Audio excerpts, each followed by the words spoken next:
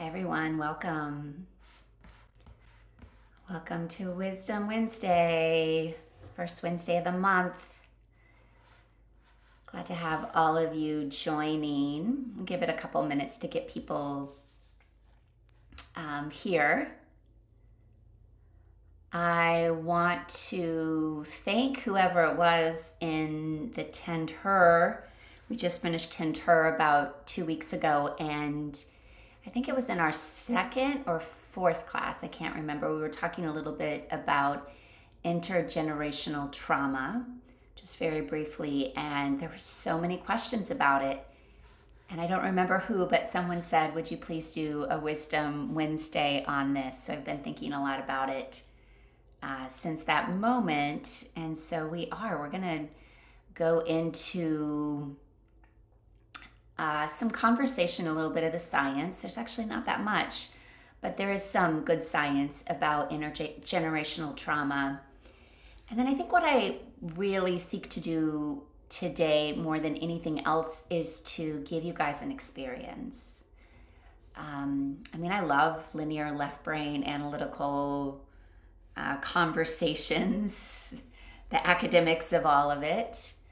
But I do find change and more of an embodied experience happens when we actually do practice. So I find that although I've been trained and conditioned to really dive into the academic side of things, for me, there's more of a personal shift when I go through the experiential process. So I would say at least half of our time today will be in an experiential exercise. The thing with intergenerational trauma is often we don't know the stories. We don't, people have died. There hasn't been good history that's been taken in terms of our family. And so sometimes it's really hard to even know what trauma am I carrying from my generational lineage.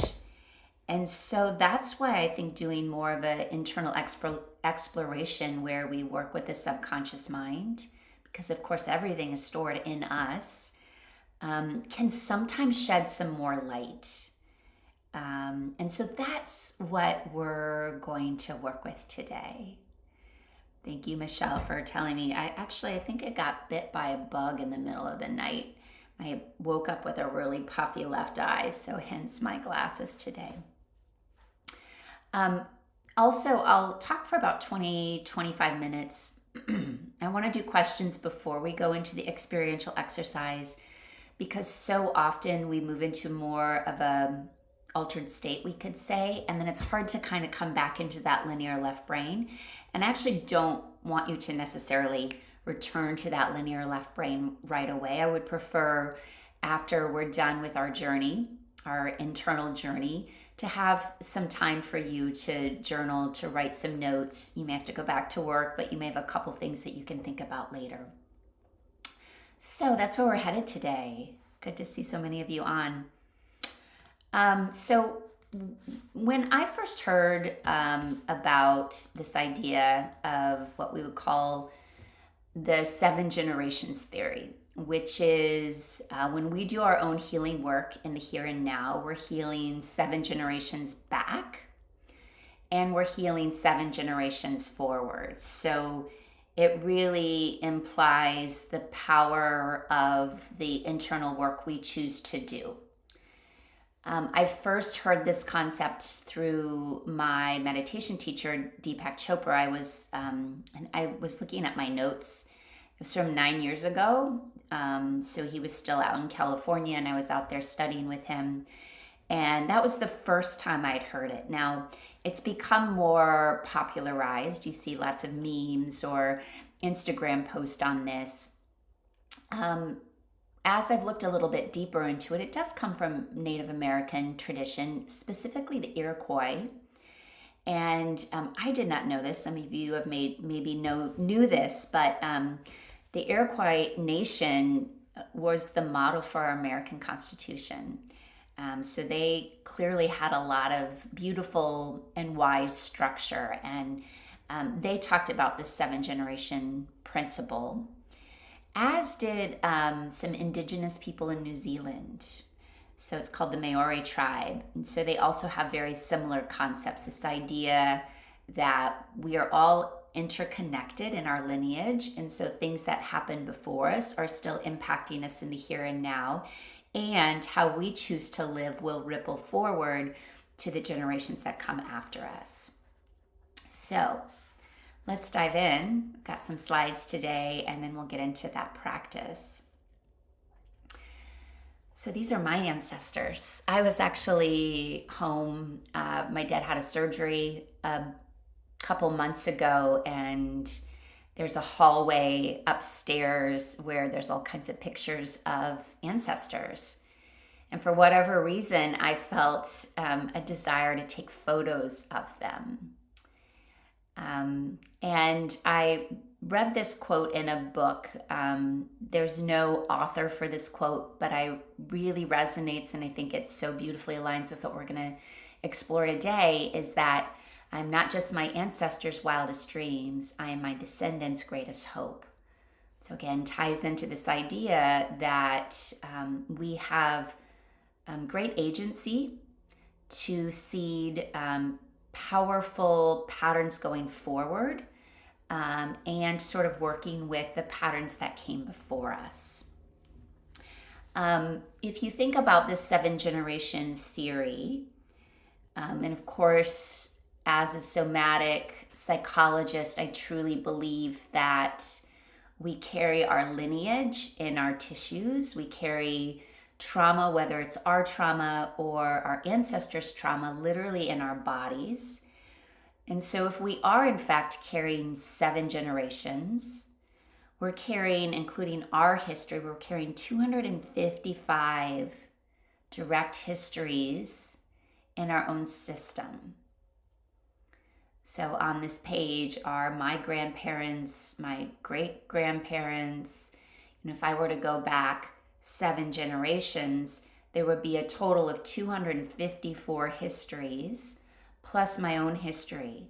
So we're living out potentially 255 histories in our own system. That's a lot.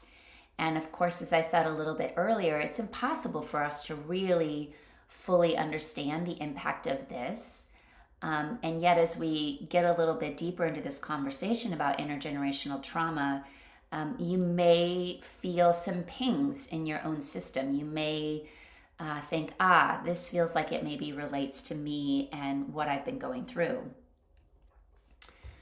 So I will say that every single person you meet is either repeating a cycle of generational trauma, or they're carrying the burden of breaking the cycle of that generational trauma. So everyone is impacted, right? None of us comes from a family lineage where there was no trauma, there was no challenge, there was no famine, war, difficulty. So we've all got stuff. And by the way, we're not just carrying hard stuff from our lineage, we're also carrying wisdom, we're also carrying gifts, we're carrying strengths, we're carrying resilience. So it's never all bad or all good. But we're all really living out a lineage, and we can choose how conscious we want to be about that. So how would we even describe intergenerational trauma? Certainly we can think about it as trauma that's not just experienced by one person, but it's extended through the generations. And it definitely is the intersection of both biology and psychology. So this slide really sort of shows the potential pathway of psychology. So you have someone who experiences trauma, some kind of abuse. It affects the next generation. They experience shame, depression, maybe substance abuse. It's passed on to the next generation.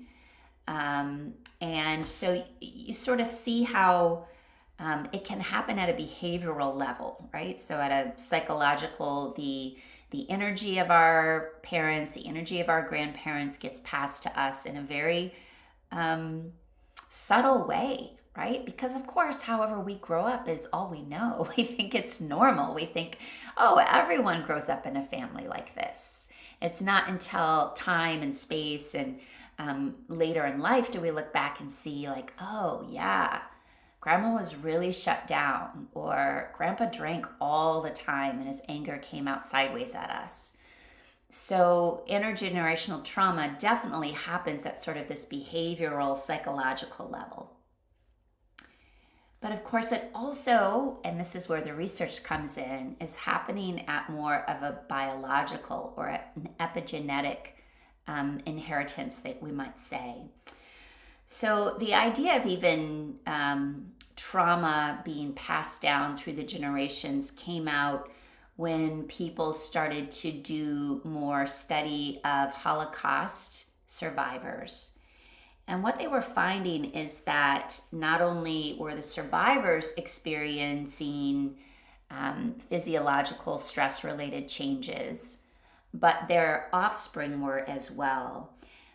There was a study done in New York at Mount Sinai that looked at 32 Jewish survivors as well as their children. And then they compared them to Jewish families who had already moved outside of Europe prior to World War II. So they had a really good control group. And so what they found is what they've termed epigenetic inheritance, meaning that the survivors, they were looking literally at chemical tags. I'm not a biologist or geneticist, but chemical tags that were attached to our DNA. And these chemical tags turn genes on or off. So of course, just because we're born with a certain genetic makeup doesn't mean that those genes will necessarily turn on. Let's say we're born with the breast cancer gene. It doesn't mean that gene is for sure going to turn on in our life. It's of course mediated by environmental factors, health factors, how we take care of ourselves. So it's the same idea for this, but there are these tags attached to the genes. And these same sort of stress, genetic stress tags attached to people who went through the Holocaust and their offspring were not found in that same Jewish control group. And so it's this idea that our genetics may carry the inheritance, the traumatic inheritance of our predecessors. In terms of looking at this population of people who survived a concentration camp, also 300% higher incidence of mental health problems, and cortisol levels lower across the board in both those who survived and their children. And of course, cortisol is one of the stress hormones. And so the levels are much lower, showing that there's just a sort of constant survival mechanism in place for, again, both the parents and the offspring. So to me, this is fascinating. To me, it makes complete sense that there would be behavioral and psychological things that would get passed from generation to generation, but to know that it's actually literally encoded in our DNA, the traumas that came before us, is fascinating. Now, this is, there's not tons and tons of research on it, but I think it speaks to the possibility that we really are carrying what came before us. I shared this slide during the Tinder experience.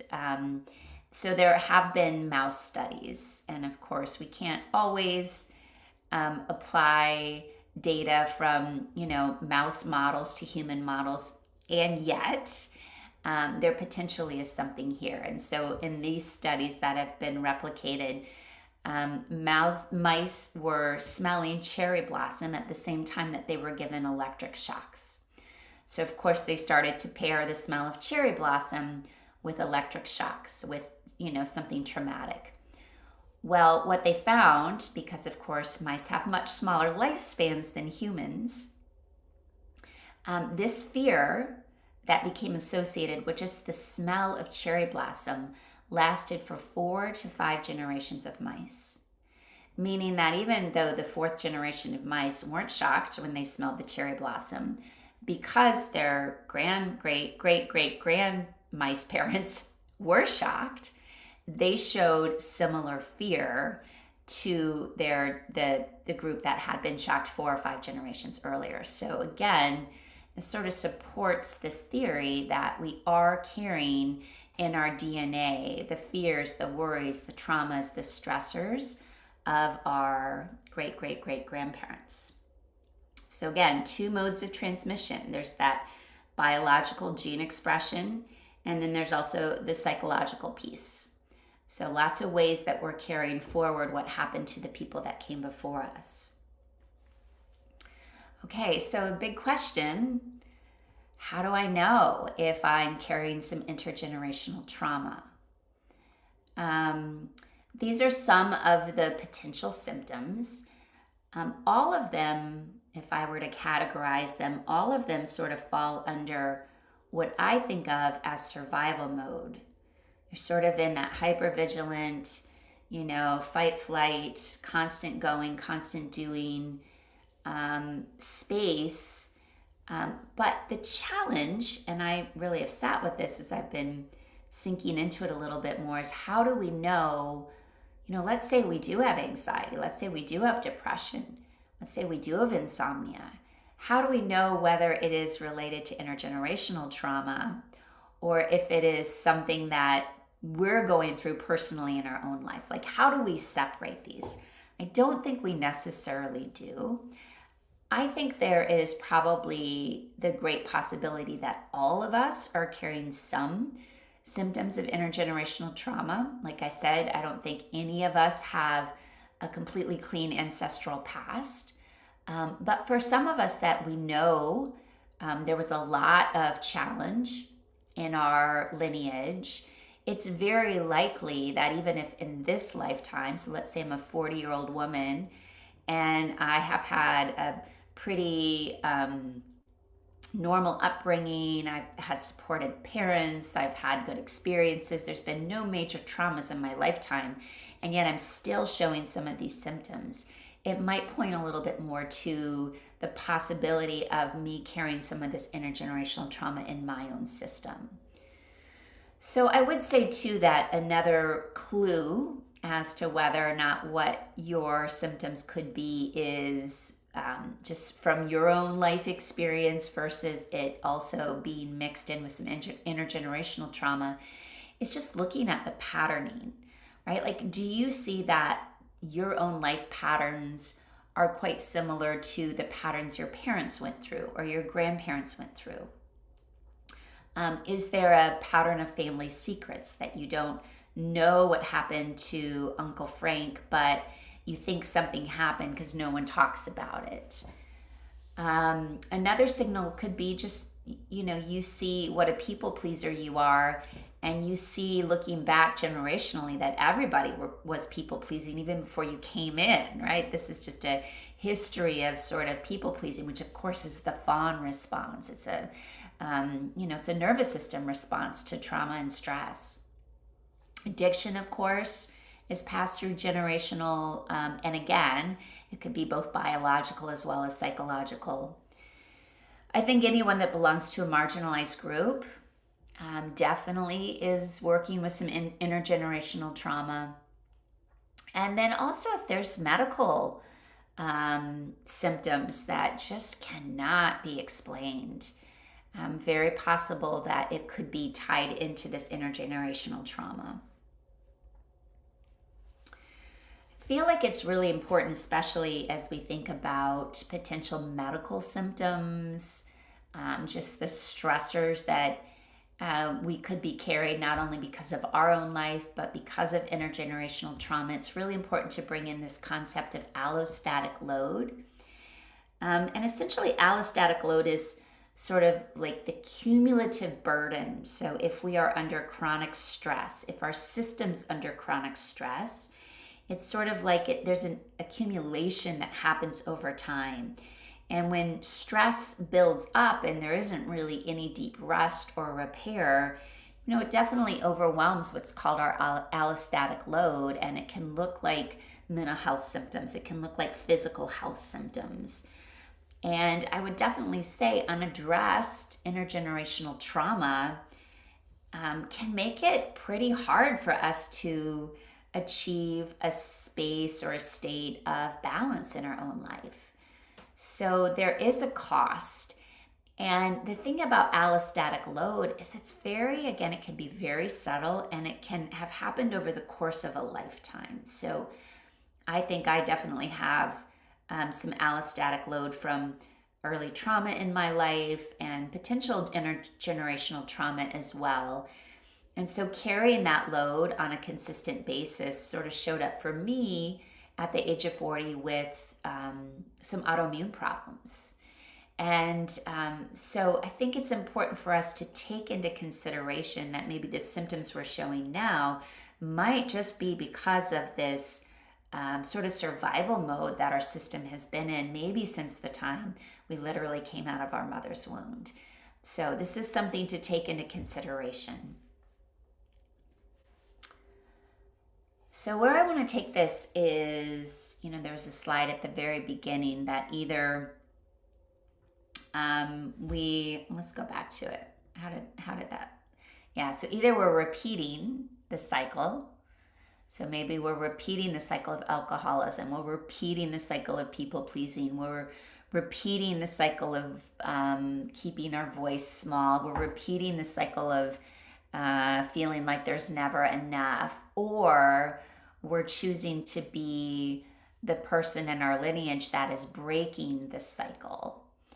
So what does it mean to be a cycle breaker? What does this actually mean? I do think it's a conscious choice. I think it's a willingness to look at what has happened without blame, without judgment. I really, truly believe that most of our ancestors were doing the best they can with their current level of awareness. Just like I think most of us are trying to do the best we can with our current level of awareness. But when we start to see the patterns, we decide that we're going to stop it. Like this is going to end with me, right? Let's take the example of screaming. This is going to end with me, even though my mom and my grandmother and my great-grandmother, everyone always let all of their emotion come out. This isn't psychologically healthy. I'm going to end this. I'm going to stop this.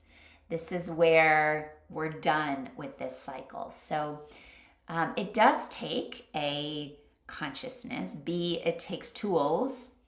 And C, I think it takes perseverance, because a lot of these cycles that have been carried down from generation to generation to generation, they're pretty entrenched. So it's a willingness to stay with it. So I have two tools that I want to share with you, and then I want to take us into this journey, because I think, again, we can get a lot more from going internal and doing a practice than we can from talking about it per se. But I really wanted to share with you this book that I love. It's probably my favorite book on intergenerational trauma and healing. It's called Break the Cycle by a psychologist. And she writes about the utility of making your own intergenerational trauma tree. So if this is speaking to you, I'd like you to jot some notes about how to do this and then work on this. I actually started to draw mine this morning. And then it, got really personal for me. I was gonna draw it and put it up, and I was like, no, I think I need to hold on to this on my own for a while. So the idea of this is that, let's start in the soil. Well, actually, let's start with the leaves. The leaves are family members, and you can choose maybe just your immediate family member. Maybe you're going back to grandparents that you know. Maybe you're going to uncles or cousins. I would say they're people that you have sort of a regular relationship with. And for each of those family members, you're sort of maybe writing on that leaf the traumas they've gone through, or the challenges they've had, or the coping mechanism they used, right? Maybe their coping mechanism was drinking. Maybe their coping mechanism was avoidance. Maybe they just didn't talk about anything. Maybe their coping mechanism was stoicism, right? So you're sort of trying to understand how everybody in the family history responded to their life situation. Then the trunk of the tree is the impact of family on you, right? So how did having these different family members, from your mom, your dad, your grandparents, right? What was the impact on you?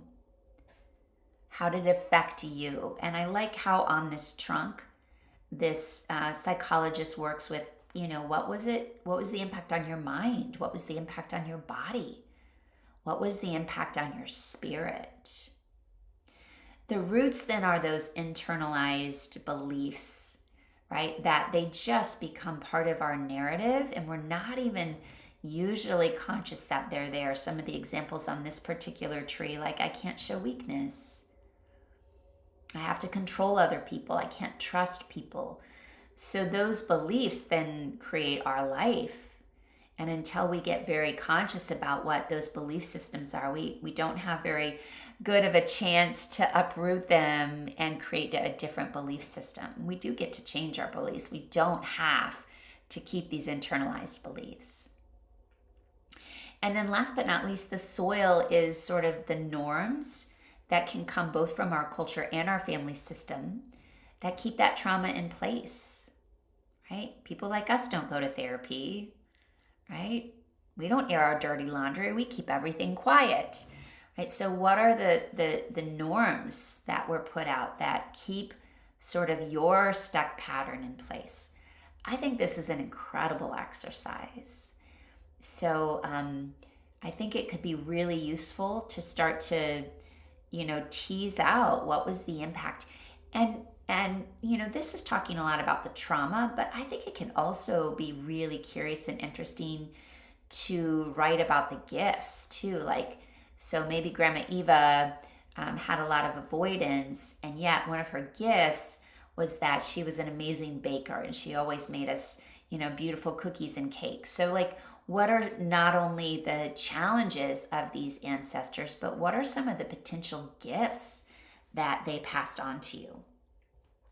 So I really like this. So if you're feeling like, okay, there's something here for me to work with, I think this is a great place to start. And I would definitely grab this book. There's so much amazing information in this Break the Cycle book.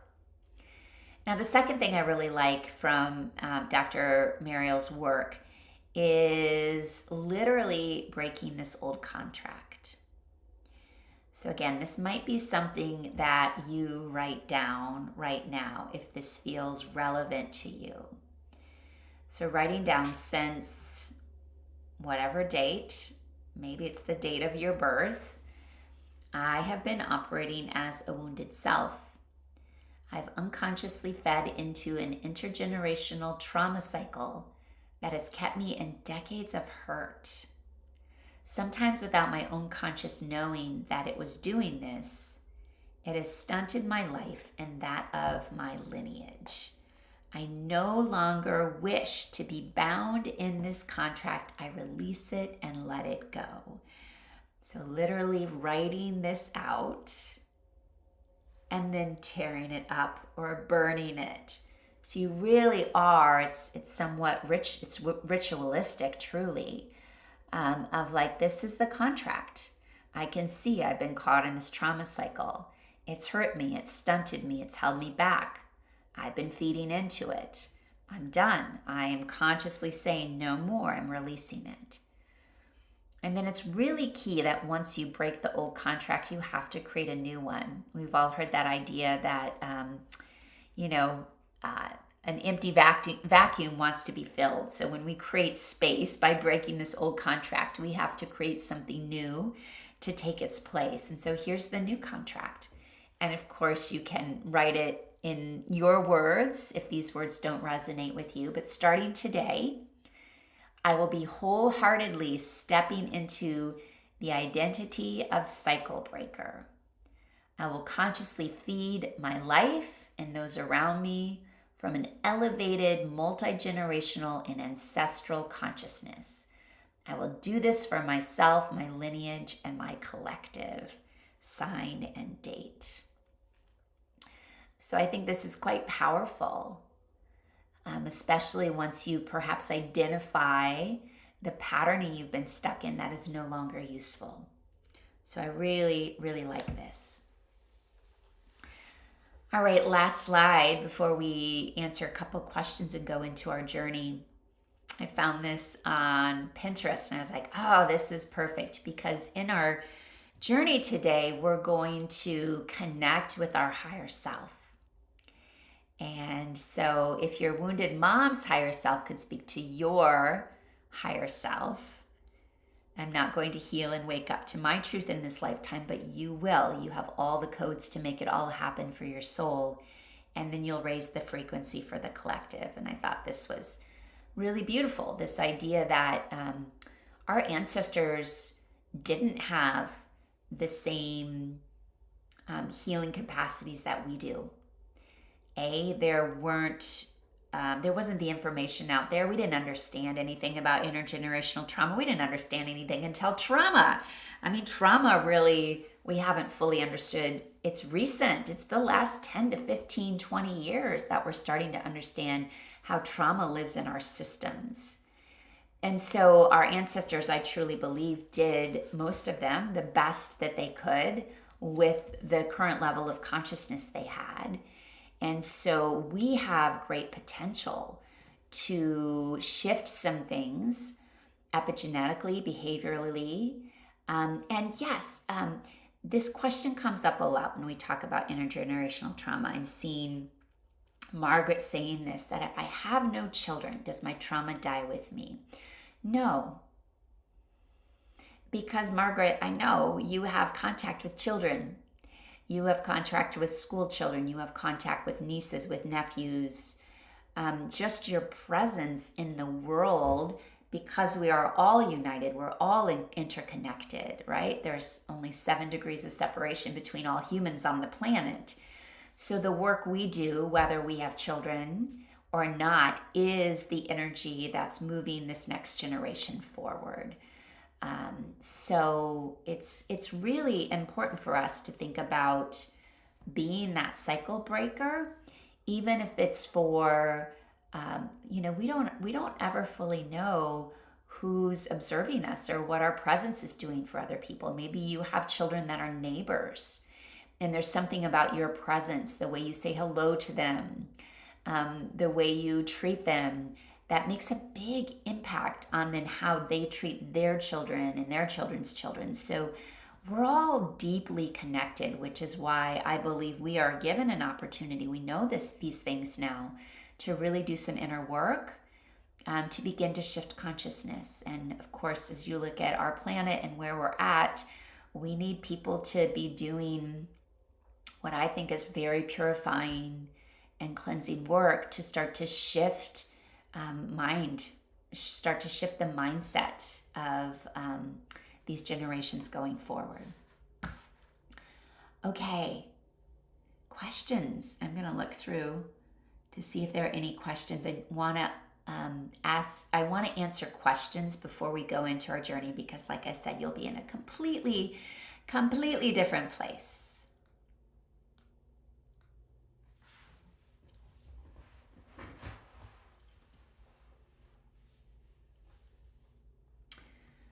So as I wait to see if anyone has a burning question that you want to put in the chat box, if not, totally okay. Maybe I explain it so clearly that you've got it here.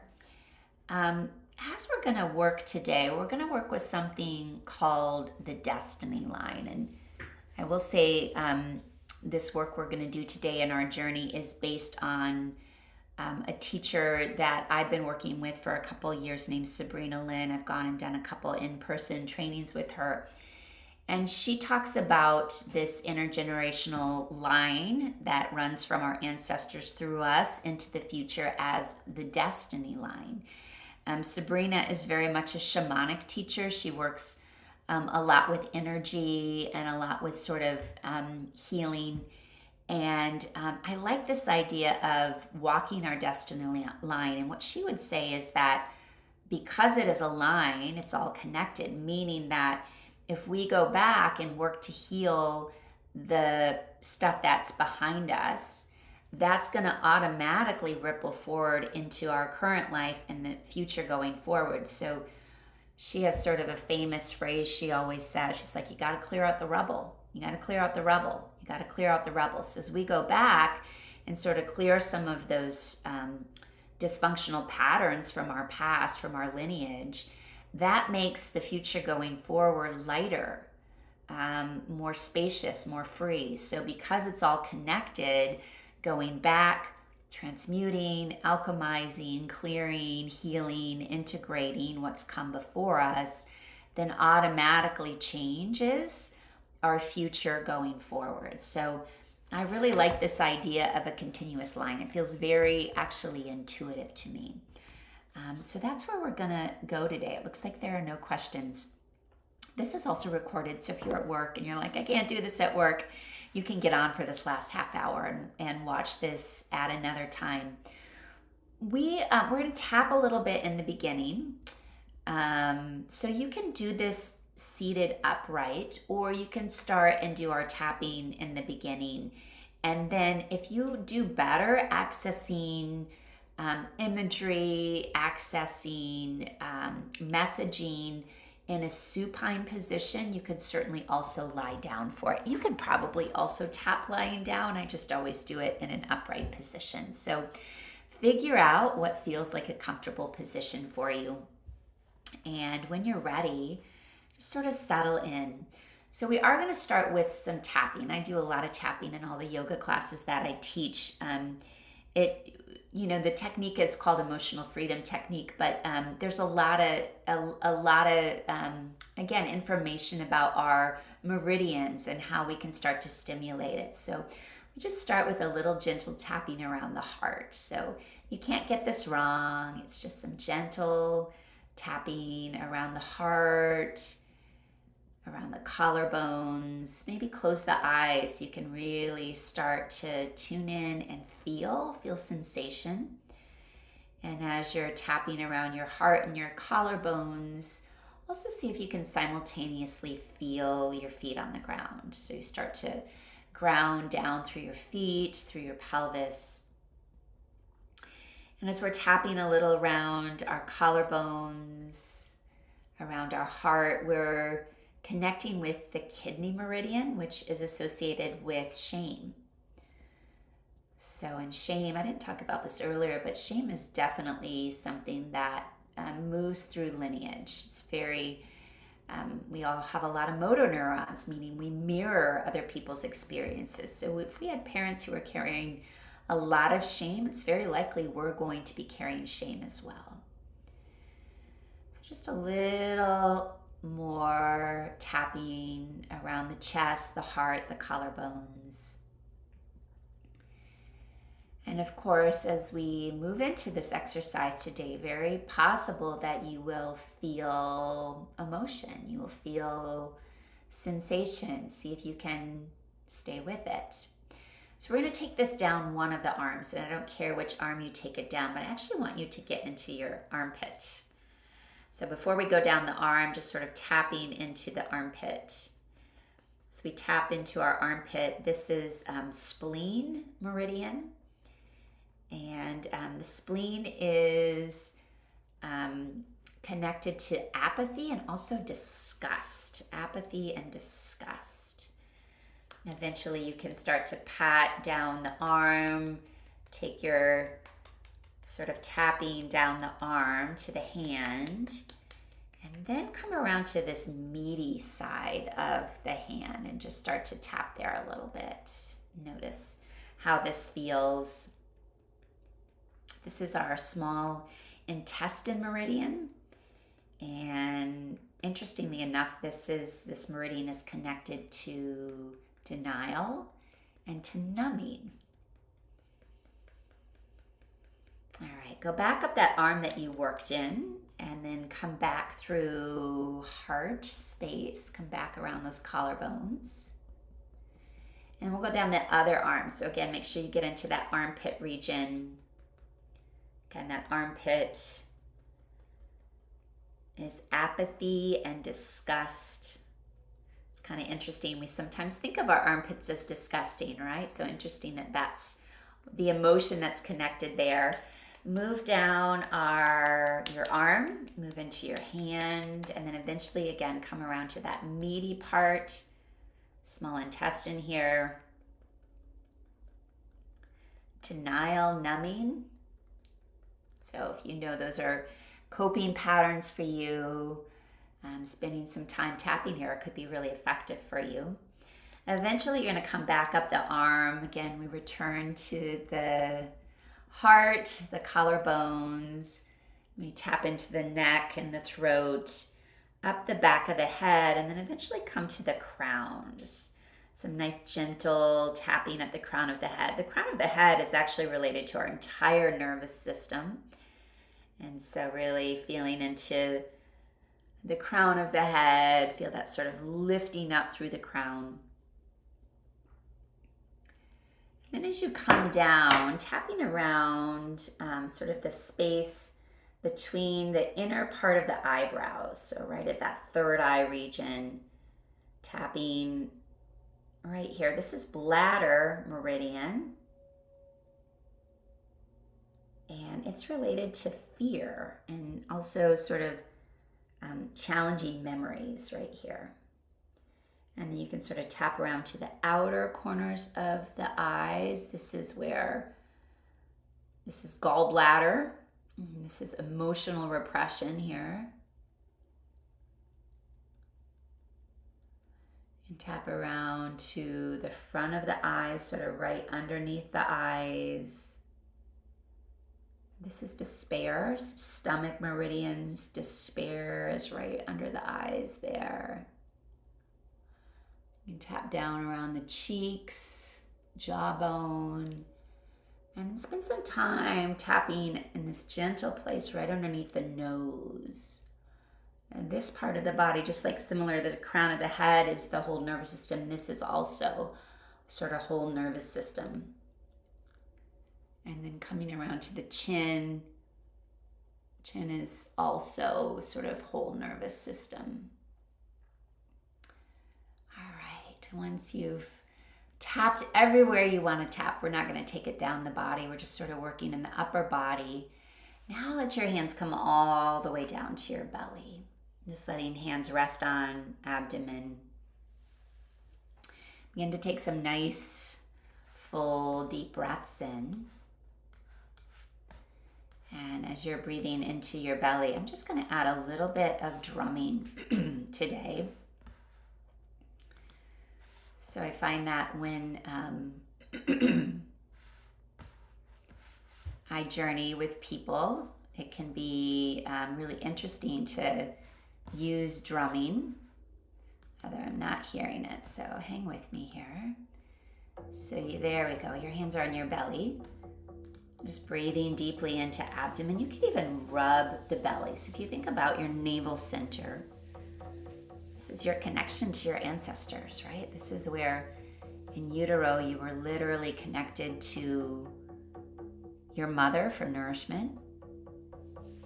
And so when we want to connect deep down in that destiny line back towards our ancestors, we access this information through the base of the body, through navel, through root, through pelvis. And so breathing deep into abdomen.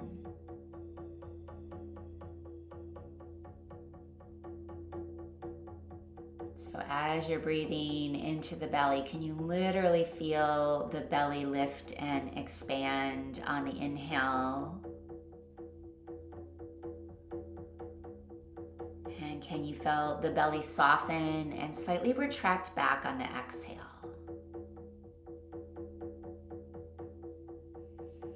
So we're attempting to bring prana, life force, even just our consciousness, down into the bowels of our body, the abdomen, the pelvis.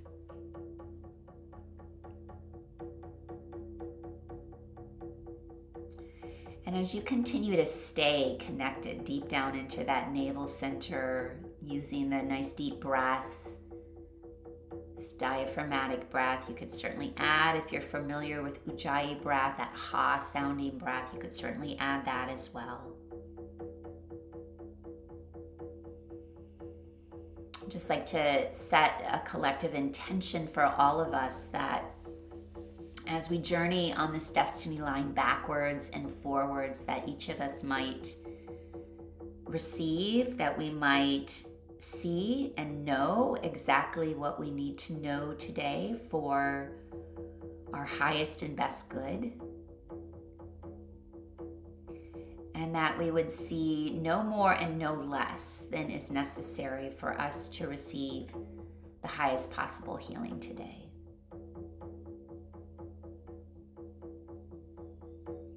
So as you feel yourself very deeply embodied, very deeply anchored into your own system, we did the tapping, we did this deep diaphragmatic breath. You can feel your feet on the ground. Also like you to see about inviting in any helpful others. So I would encourage you to invite in your higher self, which is the deep wisdom of your soul. If you work with any power animals, spirit animals, you could certainly invite them in. And you can also invite in the ancestors that have your highest and best good in mind to be present with you on this journey.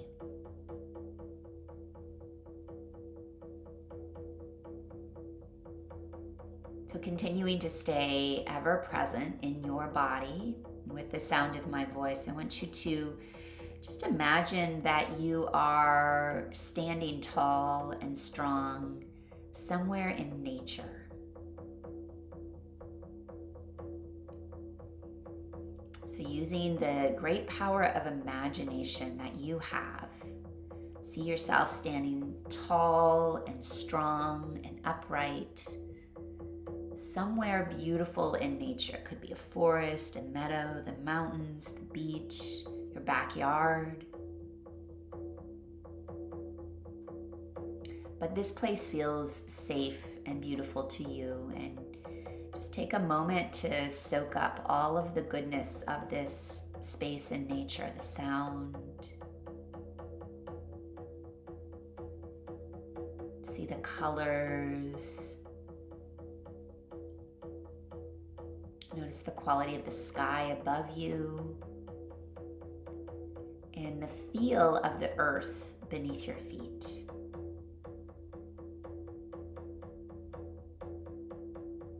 Not only are you in a safe and beautiful place in nature, but you are guided. You have your higher self with you. Maybe you have an animal with you. Maybe you have a partner with you. Whenever we journey, trust where your mind takes you. Trust where your psyche is guiding you. Allow that linear, conscious, I don't believe this, part of the mind that's there for all of us, let it be in the back seat for now. Just let your imagination run wild and see where it takes you. So you're standing here in this beautiful place in nature, and you're standing directly on your destiny line. Your destiny line is the line from which we came, our ancestors, the generations behind us. And our destiny line is also the line that draws us forward into the future.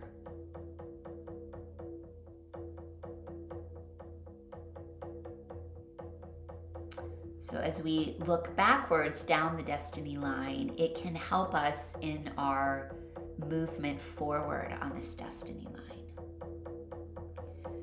So I invite you from where you stand in this beautiful place in nature to turn around and look back behind you. Look from where you came. And you might notice that there are even two separate paths. Perhaps the path on the left is the path of your maternal ancestral path. The path on the right is the paternal ancestral path.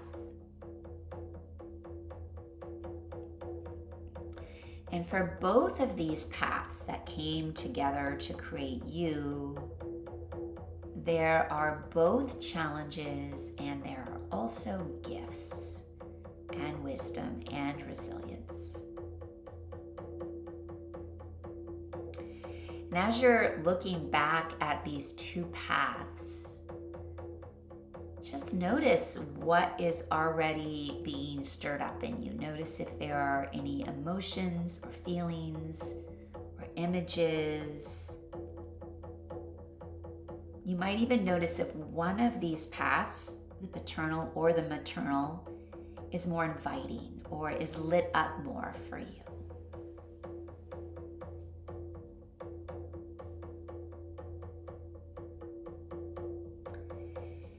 And then you get to decide what you do. Maybe you choose to traverse down one of these paths a ways and see what you find. Remember, we've set the intention that you will see exactly what you need to see, and no more, no less, for your healing today.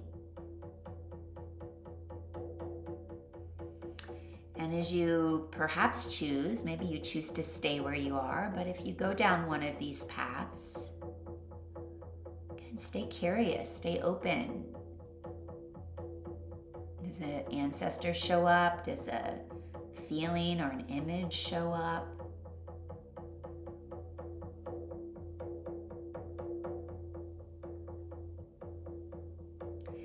And see if you can stay attuned to sensation in the body. So if we hold ancestral lineage in our body, what are you noticing in your own body as you travel down one of these paths back?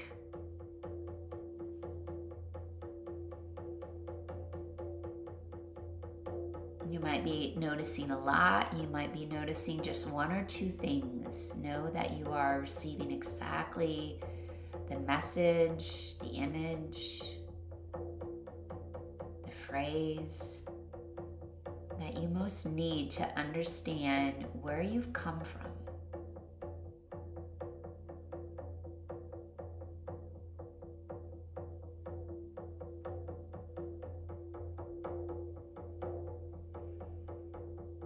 To encourage you that if you have gone down one of these paths and you are curious about taking a brief journey down the other path,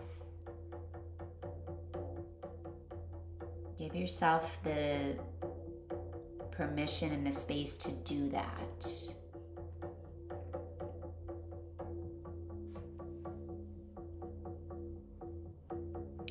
Remember, as you journey down the maternal destiny line or the paternal destiny line, there will be potentially both gifts and potentially traumatic patterning. So you're getting to decide what you take forward with you. And you also get to choose and maybe even announce to your ancestors what pattern is now over.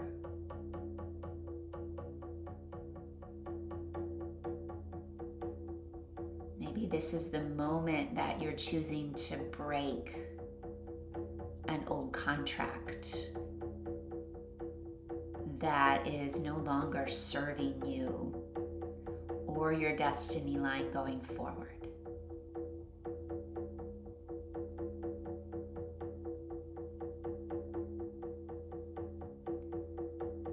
So getting to choose what things you want to let go of and maybe what things you want to bring forth.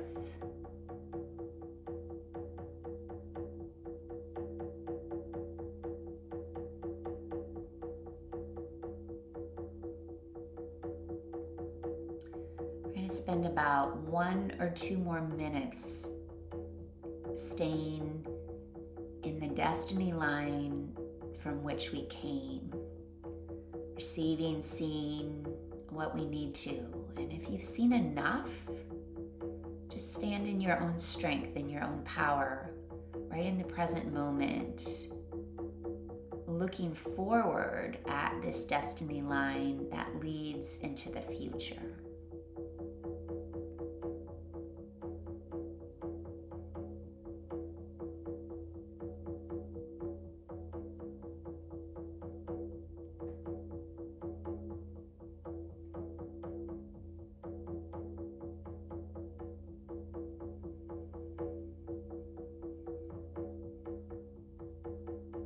So it certainly is your choice. You can continue to stay in the present moment, looking at this destiny line that goes forward, or you can start to move down it.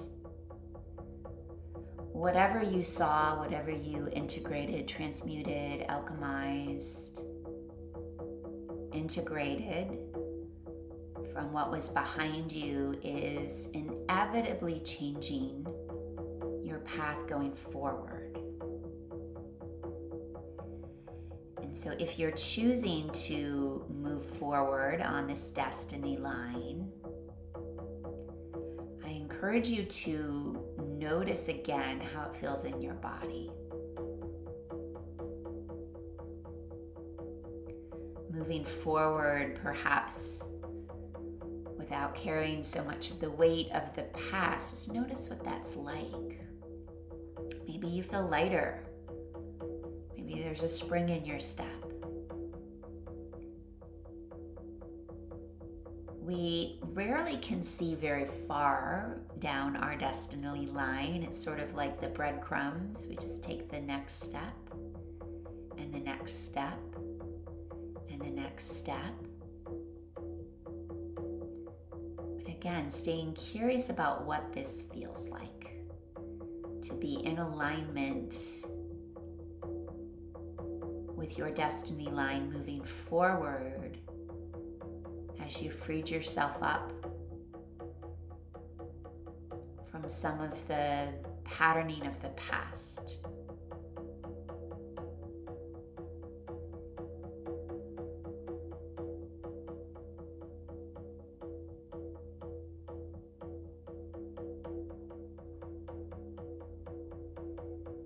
I'll be here for about 1 more minute, being present with our destiny line going forward.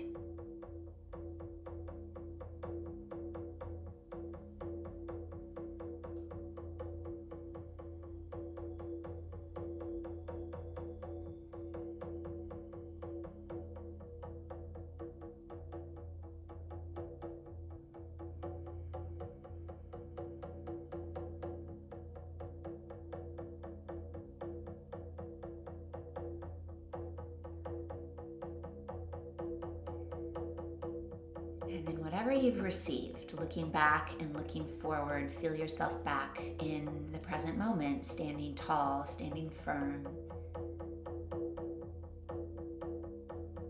Strong back, soft front, wild heart.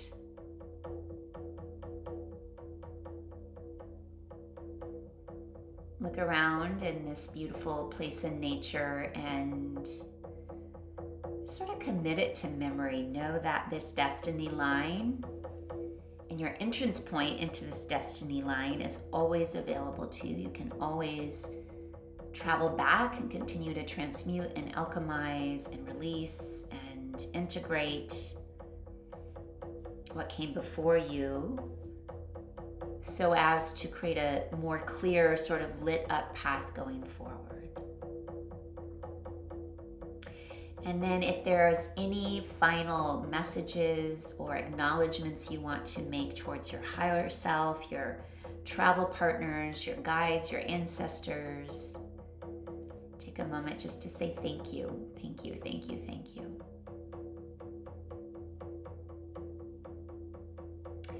And then when you're ready to fully return, start to rub your palms together. All parts of you back online. Feeling your feet on the ground, feeling your hands actively rubbing together. And when you're ready, you can place those hands over your eyes. So let the heat from your hands start to permeate into your eye sockets. And then whenever you're ready, opening your eyes, coming all the way back, having received perhaps some guidance about your own destiny line forward and back. All right, everyone. I hope this was useful for you. This is most likely for those of us who choose to be cycle breakers. It's a lifetime of commitment. And yet, if you think about the legacy that we are going to leave for those coming after us, I think that this is worthwhile endeavor to clear out the rubble forward and backwards. So thanks, everyone. Love to hear from you if you have any feedback, or if you have something you'd like to explore in a Wisdom Wednesday. This topic came from people curious about it. I would love to hear from you. info@heartlandyoga.com. Those will come to me. So yeah, hope this was useful and helpful, and let's all just keep working our path. That's all we can do. Much love to all of you. Take care. We'll see you soon.